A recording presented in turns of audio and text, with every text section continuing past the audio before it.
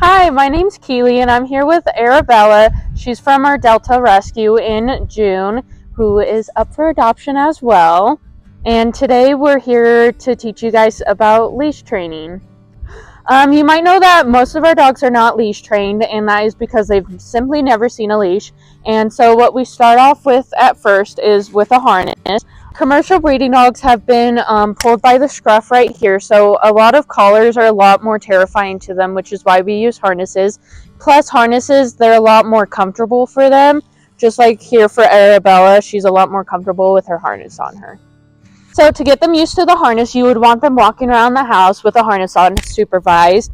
And then the next step would be having them outside with the harness on. It just gets them used to it. What we do here at the shelter is we have them run around during playgroup with their harness on, so they just get used to the feeling. And then that's when you can attach a leash to the harness, and with supervision, let them run around the house with the harness with the leash attached to them, as well as outside.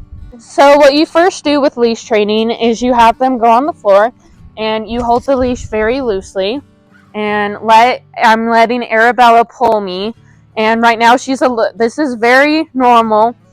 She's just not used to having somebody at the end of the leash, and you want it very loose, and you let them pull you wherever they want to go.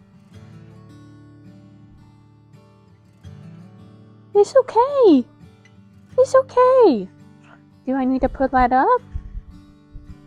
With any dog, you don't want to yank them on the leash because it creates a negative association. So right now she's getting more used to me just following her around. It's a lot more terrifying to them as we follow them around, but as they get used to the leash, they kind of just learn.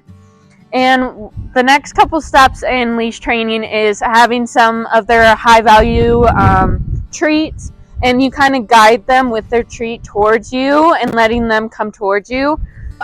You want to use a high value treat during the time you are training them to walk on a leash. We do have a video on YouTube for dog treat test, just so you can see what your dog's high value treat is. And what you can start doing is, she's already a little nervous, so I'm not going to go towards her. I'm just going to toss the chicken towards her. Good girl. And you progressively toss it closer to you as they decide to come closer. Like right now, she's a little scared of the leash, which is normal. Good girl. And what you can do is, like just there, I let down some slack too, so she wasn't as stressed with it dangling in her face. And she might take it from my hand now, or not. So Arabella right now, she can feel the tension on the leash, which is why I'm giving it a lot more slack, and I'm moving a little bit towards her, not quickly. You don't want to go quickly at them. But earlier, she kind of like kept pulling away from me. If it gets to the point where they're thrashing, let go of the leash and let them just run. But if they're not thrashing, I would just slowly move towards them and toss some chicken or whatever their high value treat is. And it's a high value item, so all they're going to think of with the leash is, oh, I get some treats out of this.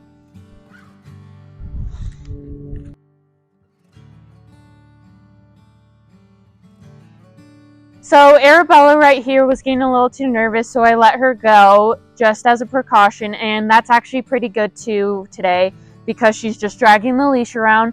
And you want to do all these steps multiple days in a row, not all at once. As you progress with each step, sometimes the dogs take longer, sometimes they don't take as long, but sometimes they do regress, which is totally normal, and you just start from square one. And you want to do it inside at first and then work your way outside until they start following you on leash.